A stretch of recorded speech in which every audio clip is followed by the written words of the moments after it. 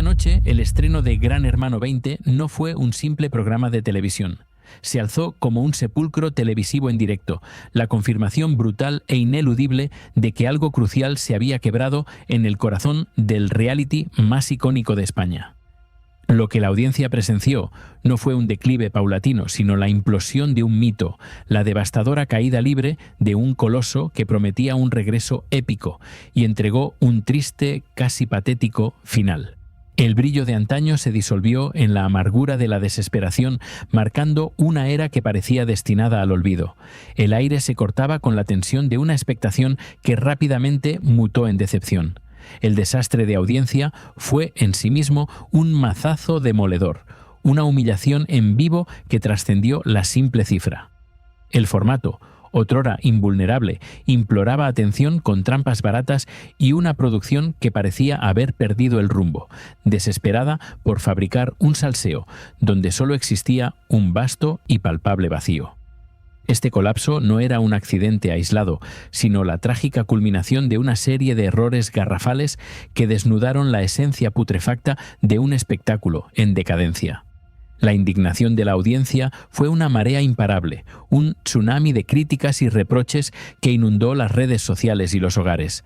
¿Realmente creyeron que podíamos ignorar el descaro de un falso directo, una burda manipulación que nos tomaba por tontos? Aquel desplante, aquella falta de respeto hacia quienes habían elevado el programa a la categoría de fenómeno, se sintió como una traición personal, una afrenta directa a la inteligencia colectiva. La vergüenza de un formato que imploraba atención se cernía sobre el plató, palpable y asfixiante. Los números hablaron con una claridad brutal e incontestable. El estreno de Gran Hermano 20 se erigió como el menos visto en toda la dilatada historia del programa, con un 15,8% de cuota de pantalla y sin alcanzar los 900.000 espectadores, quedándose en 889.000, el veredicto fue lapidario, una sentencia sin apelación. Esta cifra desoladora lo situaba más de un punto por debajo de Gran Hermano 19, rozando el abismo de Gran Hermano 18, confirmando el declive de lo que una vez fue el reality por excelencia de la cadena. Era admirable, sí, considerar la precariedad de los datos de audiencia generales de la cadena. Sin embargo, para un buque insignia como Gran Hermano, este estreno representó un golpe fatal, una herida abierta. De ser la joya de la corona, el formato se había transformado en algo que pasaba desapercibido, relegado a un segundo plano en la parrilla televisiva. La comparación con su histórico de estrenos no dejaba lugar a dudas. El Titán había caído, y su caída resonaba con un eco doloroso de irrelevancia. En el centro de este huracán mediático se encontraba Jorge Javier Vázquez, cuyo rostro, ya tema de mofa nacional por sus visibles transformaciones, apenas podía ocultar la profunda vergüenza que embargaba a la producción y presumiblemente a él mismo. Yo personalmente vi a un Jorge Javier forzado, su energía habitual disimulada bajo una capa de solemnidad extraña, quizás un reflejo de su reciente intervención quirúrgica. Se le veía involucrado al máximo en la forma, pero espiritualmente, emocionalmente, el programa ya no le llenaba como antes, y eso, sin duda, se notaba en cada gesto, en cada palabra. Aunque era innegable su habilidad para desenvolverse ante la cámara, para llevar una gala de horas en riguroso directo, una tarea complejísima que pocos dominarían, algo había cambiado en su esencia. Era el maestro de ceremonias de un funeral que él mismo parecía no comprender del todo, atrapado en un personaje que ya no le resonaba, frente a la mirada atónita de un país que esperaba un regreso triunfal y recibió la crónica de una muerte anunciada. Su mutación física, que los espectadores no dudaron en señalar con crueles comparaciones, se convirtió en un símbolo de la transformación y el desconcierto que rodeaban a toda la edición. Si aún no eres parte de tus 50 favoritos, te invitamos a unirte a esta travesía por los rincones más oscuros y brillantes de la televisión, donde desvelamos las historias que nadie te ha contado. Con cada suscripción fortaleces nuestro compromiso de traer la verdad detrás del telón, desenterrando los dramas y las glorias que forjan el imaginario colectivo. No te pierdas ninguna de nuestras crónicas, cada una tejida con el rigor periodístico y la pasión narrativa que nos caracteriza, elevando el cotilleo a la categoría de análisis profundo. El punto de quiebre para la audiencia llegó con la creencia, casi certeza, de que el programa no se estaba emitiendo en riguroso directo. Una imagen, un detalle nimio para la producción, se convirtió en la chispa que encendió la hoguera de la indignación popular, haciendo que los espectadores se sintieran burlados, menospreciados. Rápidamente, la organización tuvo que desmentir la situación y el propio Jorge Javier, con un semblante de derrota, se vio obligado a pedir disculpas públicas, un acto que dejó al descubierto la fragilidad y el pánico que reinaban detrás de las cámaras. Pero antes de continuar, cuéntame en los comentarios, ¿qué recuerdas tú de aquella fatídica noche? ¿Sentiste la misma indignación al presenciar lo que muchos calificaron como una farsa deliberada?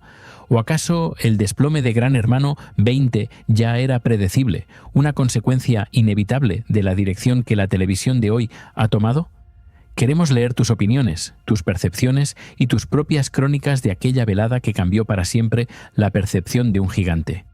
La Casa de Tres Cantos, donde se había trasladado la producción, era espectacular, una fortaleza de lujo y diseño que, a primera vista, prometía modernidad. Sin embargo, en mi opinión, ciertas partes como el intento de oasis o la pajarería resultaban extrañas, más propias de una exposición de muebles de jardín que de un hogar donde se forjarían relaciones y conflictos.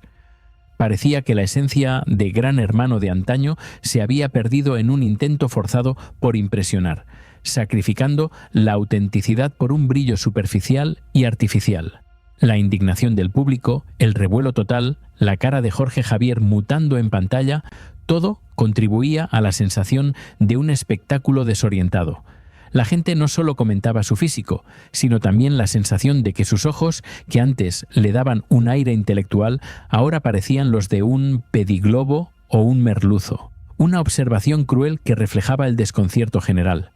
Un presentador que cambia tanto físicamente puede desconcertar al público, creando una barrera invisible entre el conductor y su audiencia, fracturando la conexión vital.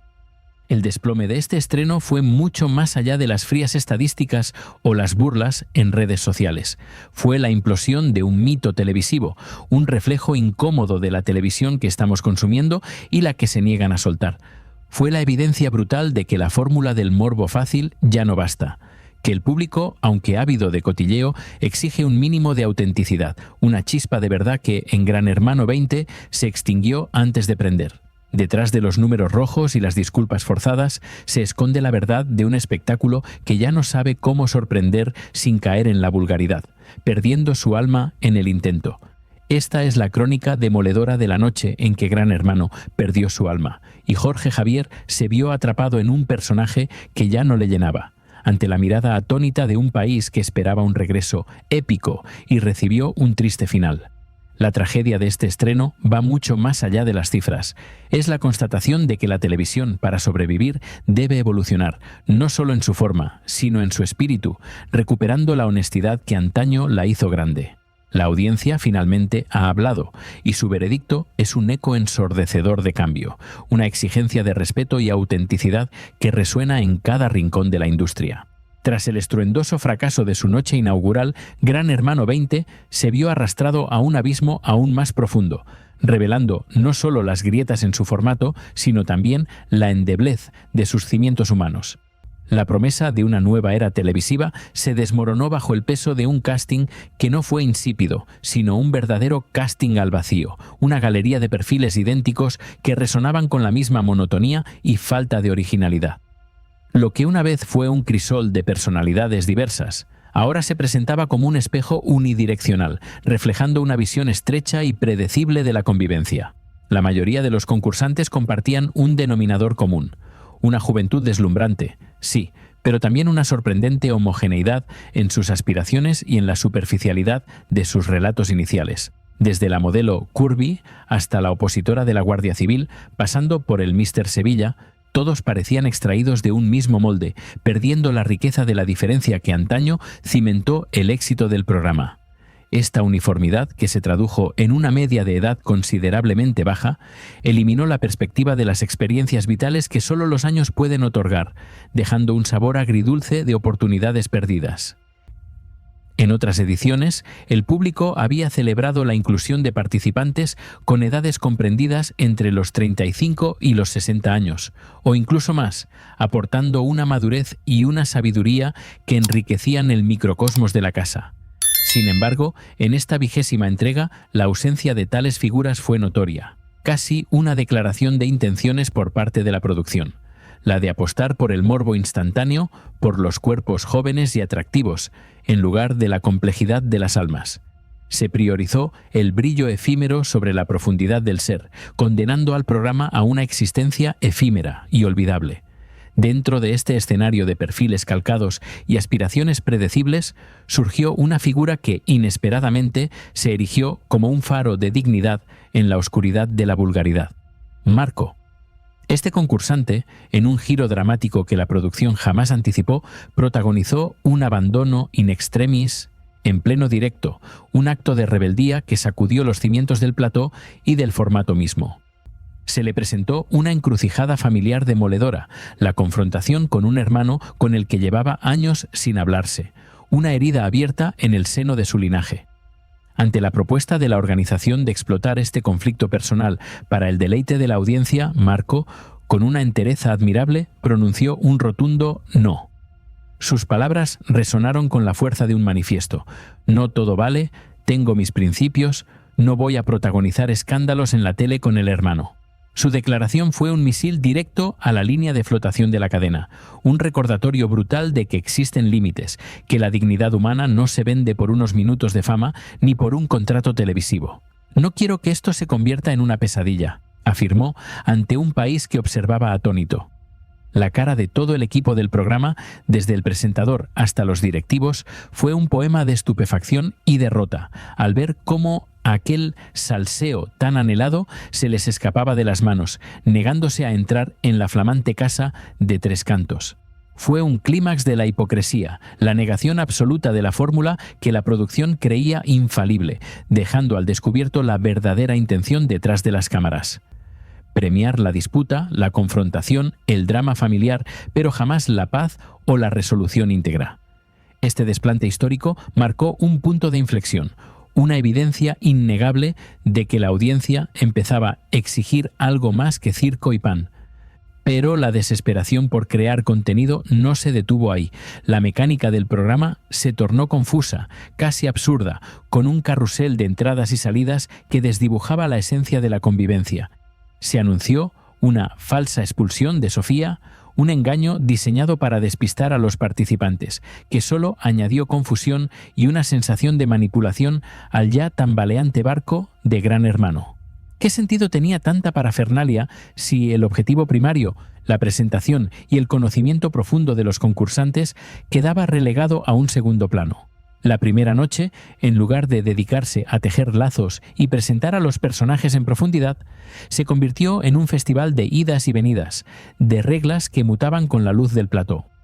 Este caos, esta falta de una estructura clara y respetuosa con el público, echó para atrás a muchos espectadores que anhelaban el Gran Hermano de antaño, aquel que se construía con paciencia y una autenticidad progresiva. La novedad se confundía con el artificio y la intriga genuina con el truco barato. En medio de esta tormenta, la llegada de Ion Aramendi para conducir los debates de Gran Hermano 20 fue recibida con un atisbo de esperanza, un clamor por la cordura en medio del desorden. Su entrada a plató para informar sobre la dinámica de nominaciones, que en las primeras semanas no requerirían la señalización directa entre compañeros, pareció un momento de lucidez, de un regreso a una mecánica que al menos intentaba preservar un mínimo de humanidad. Aramendi, con su carisma y su capacidad para aportar equilibrio, se postulaba como el último reducto de una tradición que se desvanecía. Sin embargo, la impronta de la desesperación ya estaba grabada. La expectativa de ver muchas bromas, muchas discusiones y edredoning por un tubo, alimentada por la juventud y el atractivo físico del casting y la espectacularidad de los jacuzzis, revelaba la dirección que el programa había tomado. Era una apuesta descarada por lo superficial, por el morbo más básico, donde el intelecto y la profundidad emocional se disolvían en la vorágine de lo efímero. ¿Qué nos dice esto de la televisión que estamos dispuestos a consumir, o de la que se nos ofrece sin pudor? El espíritu de Gran Hermano, tal como lo conocimos, se encuentra hoy en nuestro país en un estado de capa caída, casi agonizante. Los perfiles similares, la ausencia de una diversidad generacional, las trampas forzadas para crear controversia y la obsesión por el conflicto fácil son síntomas inequívocos de una enfermedad terminal que aqueja a un formato que, en su día, fue revolucionario. Esta implosión no es solo un fracaso de audiencia, es el reflejo de un público que, aunque ávido de cotilleo, ha elevado su listón exigiendo un mínimo, un ápice de autenticidad que ya no encuentra en la pantalla. La tragedia de este estreno va mucho más allá de las frías estadísticas. Es la crónica demoledora de la noche en que un titán televisivo perdió su alma y se vio despojado de su dignidad. Es la evidencia de que la fórmula del morbo fácil ya no basta, de que el público, incluso en su ansia de entretenimiento, anhela una verdad, una conexión humana que no se fabrique con artificios baratos. Gran Hermano 20 fue el epitafio de una era, la confirmación de que la televisión, para sobrevivir en la era digital, debe reinventarse desde sus raíces más profundas, escuchando la voz silente de una audiencia que ya no se conforma con las apariencias. Si te ha conmovido esta crónica, si has sentido la implosión de un mito y la resonancia de estas palabras, te invitamos a unirte a tus 50 favoritos. Suscríbete para no perderte ninguna de nuestras disecciones profundas sobre el mundo del espectáculo, donde la verdad se desvela con un lenguaje que eleva el análisis a la categoría de arte. Porque la televisión es mucho más que un simple pasatiempo. Es un espejo de nuestra sociedad y su reflejo merece ser examinado con la pasión y el rigor que solo aquí encontrarás. Tu suscripción es el latido que mantiene viva nuestra misión de contar las historias que definen una época y marcan un antes y un después en el complejo entramado de la fama y la fortuna, del éxito y del fracaso.